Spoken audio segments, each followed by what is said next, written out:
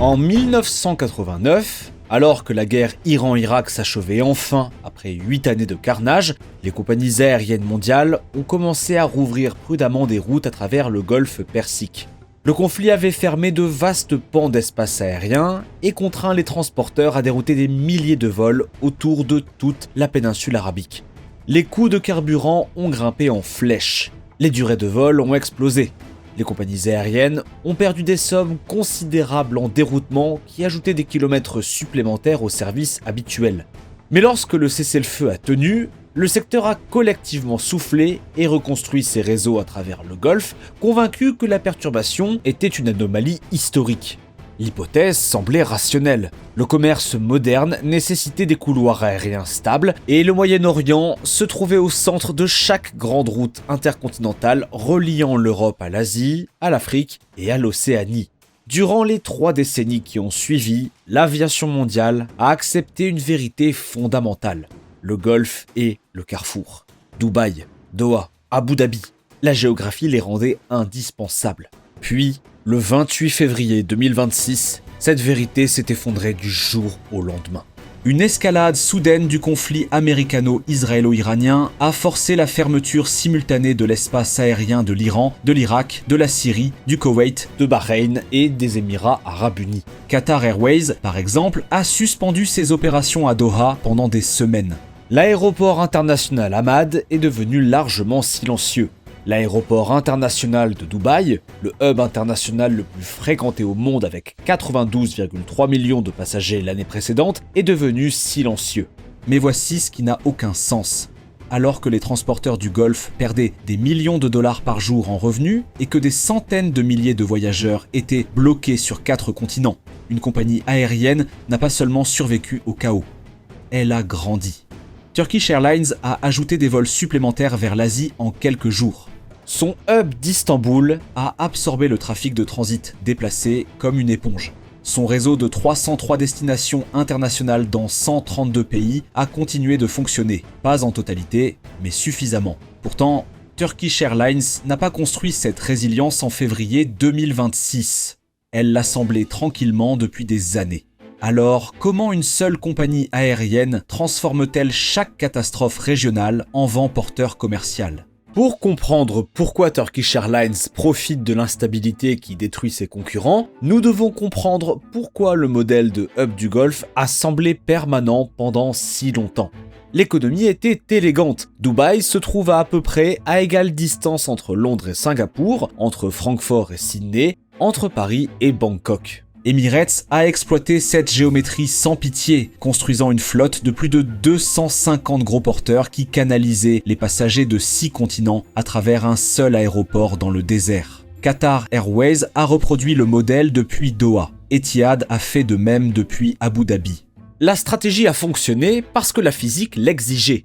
La plupart des avions commerciaux manquaient d'autonomie pour voler rentablement sans escale entre l'Europe et l'Australasie ou entre les Amériques et l'Asie du Sud. Les passagers devaient s'arrêter quelque part. Les transporteurs du Golfe ont donc veillé à ce que ce quelque part soit leur hub.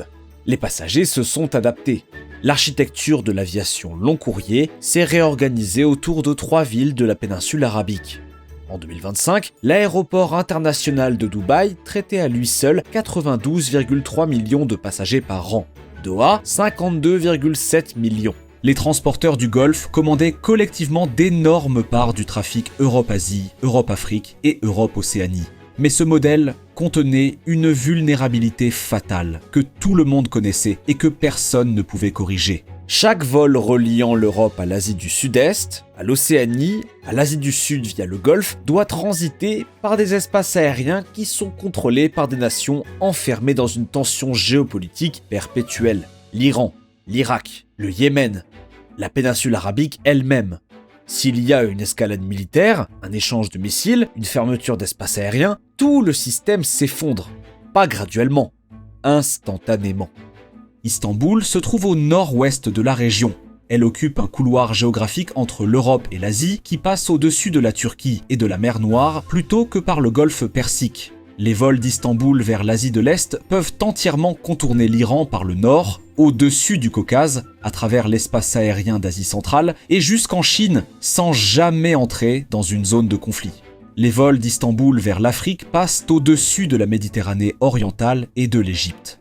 Les vols vers l'Europe quittent à peine l'espace aérien de l'OTAN. Ce n'est pas un avantage marginal, c'est une immunité structurelle, du moins en théorie. La crise de février 2026 allait tester exactement jusqu'où s'étendait réellement cette immunité. En 2022, quelque chose s'est produit qui préfigurait exactement comment Turkish Airlines exploiterait cette position.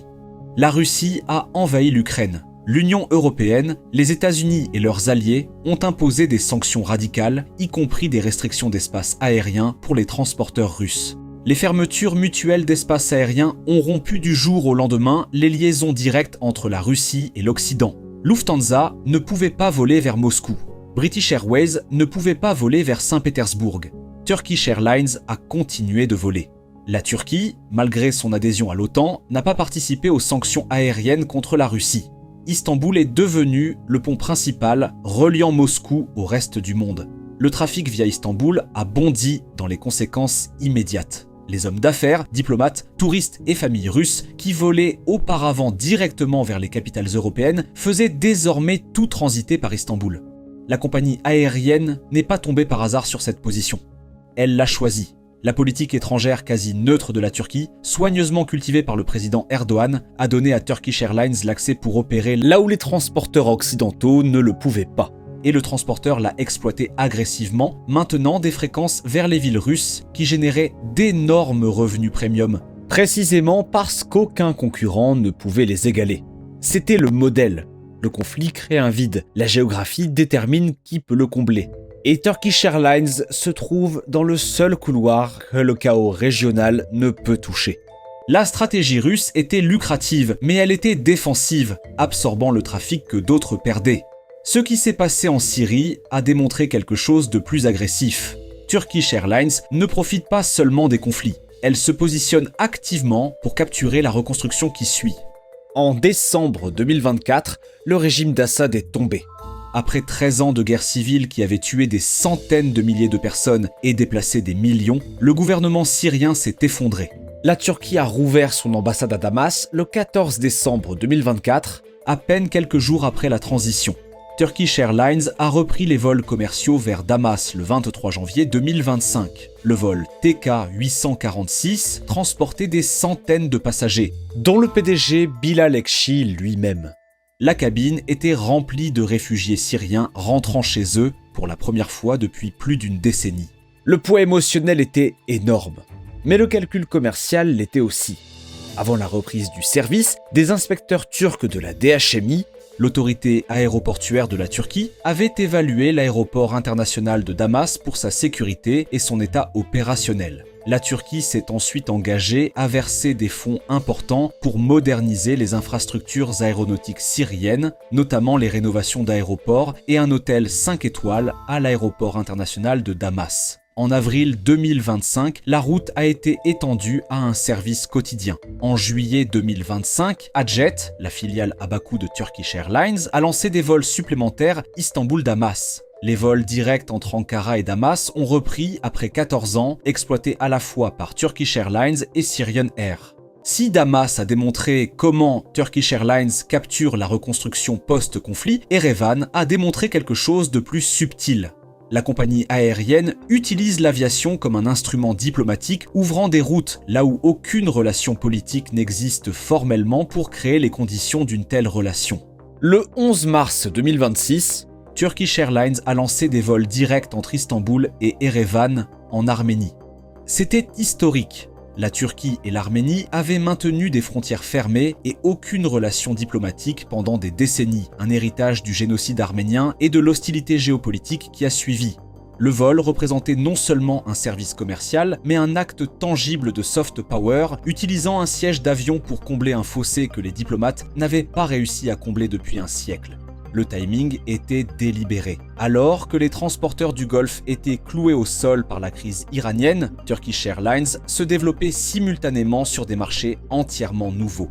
Ce schéma, voler là où les autres ne veulent pas, voler quand les autres ne peuvent pas et voler avant que les autres n'osent, a défini la stratégie du réseau du transporteur depuis plus d'une décennie. Il dessert désormais 65 villes rien qu'en Afrique, plus que tout transporteur non africain. Mais c'est ici que toute cette histoire prend un tournant important et inattendu. L'importance de la domination de Turkish Airlines ne concerne pas vraiment la géographie d'Istanbul et elle ne concerne pas l'opportunisme géopolitique.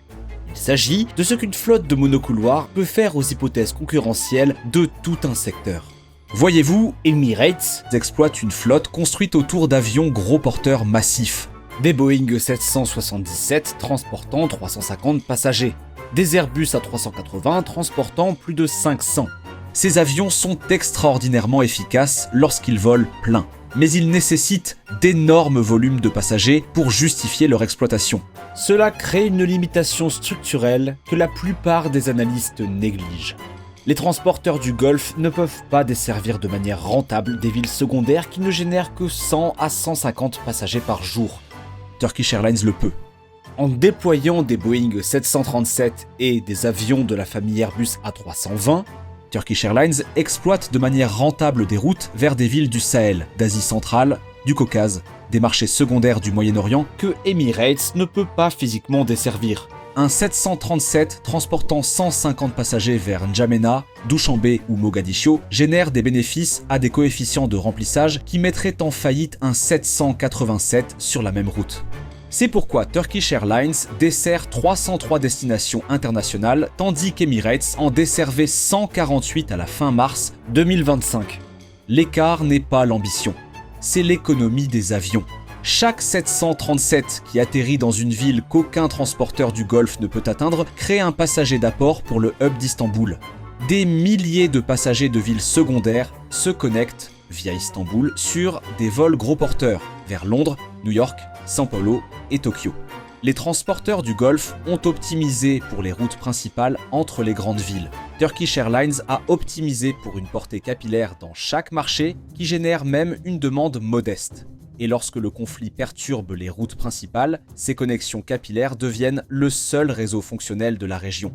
Considérons les preuves financières. En 2025, Turkish Airlines a généré environ 24,1 milliards de dollars de revenus totaux. Avec Adjet, la compagnie a transporté environ 92,6 millions de passagers avec un coefficient de remplissage de 83,2%. Le bénéfice net a atteint environ 2,9 milliards de dollars. Ces chiffres ont été atteints avant que l'effondrement du Golfe de février 2026 ne livre ce qui constitue le plus grand transfert involontaire de trafic de transit premium de l'histoire moderne de l'aviation. Lorsqu'Emirates perd des millions de dollars par jour d'opérations au sol, ses revenus ne disparaissent pas simplement. Les passagers ont toujours besoin de voyager, le fret doit toujours se déplacer. La question est de savoir quel hub absorbe la demande. Et la réponse, de manière écrasante, a été Istanbul. Les passagers des transporteurs du Golfe se sont retrouvés bloqués partout dans le monde sans correspondance. Pendant ce temps, Turkish Airlines ajoutait des vols supplémentaires vers des destinations asiatiques, capturant la demande déplacée en temps réel. Voici ce que masque le récit selon lequel Turkish Airlines serait le seul gagnant de la crise de 2026. Istanbul n'est pas en dehors de la zone de conflit.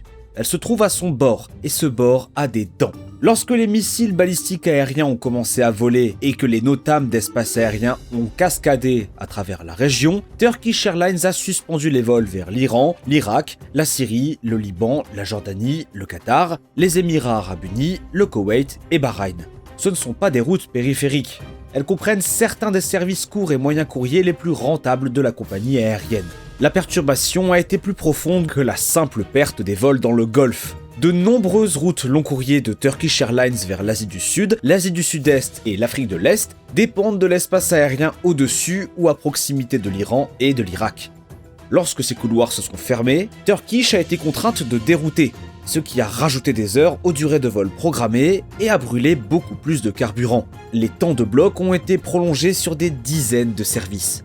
Les passagers ont été confrontés à des correspondances plus longues et à des itinéraires moins prévisibles. C'est la nuance que manque le simple titre. Turkish Airlines n'est pas structurellement immunisé contre les conflits au Moyen-Orient.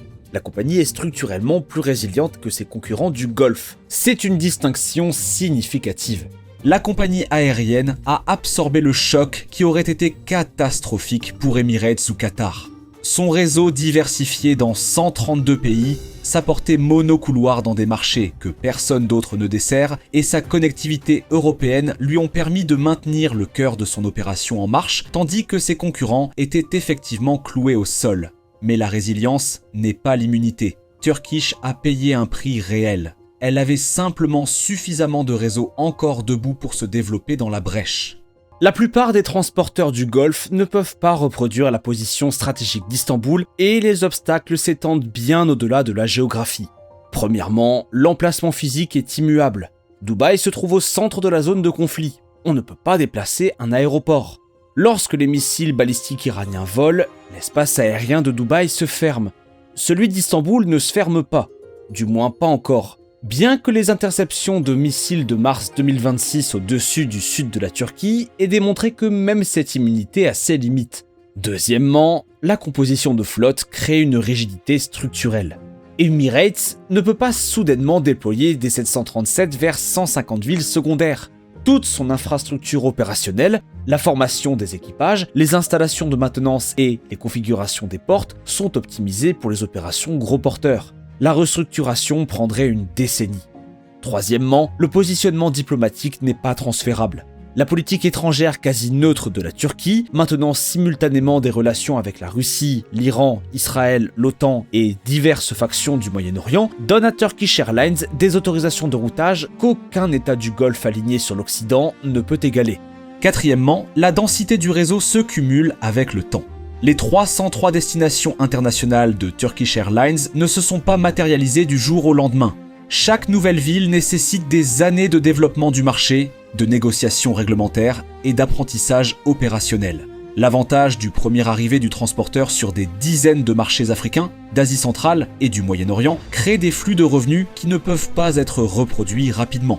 Pourtant, chaque compagnie aérienne doit maintenant tenir compte de ce que Turkish Airlines démontre. L'hypothèse selon laquelle les voyages intercontinentaux nécessitent des hubs dans le Golfe n'est plus absolue. Les empires en étoiles, construits sur la centralité géographique, deviennent fragiles lorsque cette géographie se situe à l'intérieur d'une zone de guerre. Emirates et Qatar ont bâti leur domination sur un positionnement pratique entre les continents. Cette commodité s'évapore lorsque l'espace aérien au-dessus de leurs aéroports se remplit de missiles. Alors que l'instabilité régionale persiste et que Turkish Airlines accélère son plan pour passer de 516 avions à plus de 800 d'ici le centenaire de la compagnie aérienne, l'écart concurrentiel se creuse. Le transporteur ne bénéficie pas simplement d'une perturbation temporaire. Il remplace structurellement la capacité du Golfe par la capacité d'Istanbul, vol par vol, route par route, crise par crise. En 1989, lorsque la guerre Iran-Irak a pris fin, les compagnies aériennes mondiales se sont précipitées à nouveau par le Golfe parce qu'il n'y avait pas d'alternative. La géographie du hub était trop centrale, trop pratique, trop efficace pour être abandonnée. Le retour était automatique et incontesté. 3 décennies plus tard, Turkish Airlines représente la preuve que l'alternative existe et qu'elle se construisait au grand jour pendant que l'industrie regardait ailleurs. Lorsque ces vols supplémentaires ont quitté Istanbul pour les capitales asiatiques pendant la crise de février 2026, ils transportaient des passagers qui, quelques heures plus tôt, avaient été réservés sur Emirates, Qatar et Etihad. Les compagnies aériennes de ces passagers avaient des centaines de gros porteurs immobilisés au sol dans le désert. Turkish Airlines possédait une flotte de centaines de ses propres appareils, un couloir au nord du chaos pour les routes qui comptaient le plus, et un réseau atteignant 132 pays. Oui, Turkish a suspendu ses vols dans le Golfe. Oui, ses routes long courrier ont brûlé plus de carburant sur des trajets plus longs autour des espaces aériens fermés. Oui, son programme pour l'Asie du Sud et l'Asie du Sud-Est a été perturbé. La compagnie aérienne n'a pas été intouchée. Mais elle avait quelque chose qui manquait à ses concurrents. Suffisamment de réseaux encore debout pour absorber le choc et se développer dans le vide. C'est la preuve que, parfois, les changements les plus significatifs dans l'aviation ne nécessitent pas de percées technologiques ni d'avions révolutionnaires. Parfois, ils nécessitent de la géographie, de la patience, un réseau diversifié qu'aucune crise unique ne peut complètement clouer au sol. et la volonté de parier que la prochaine crise est toujours à venir.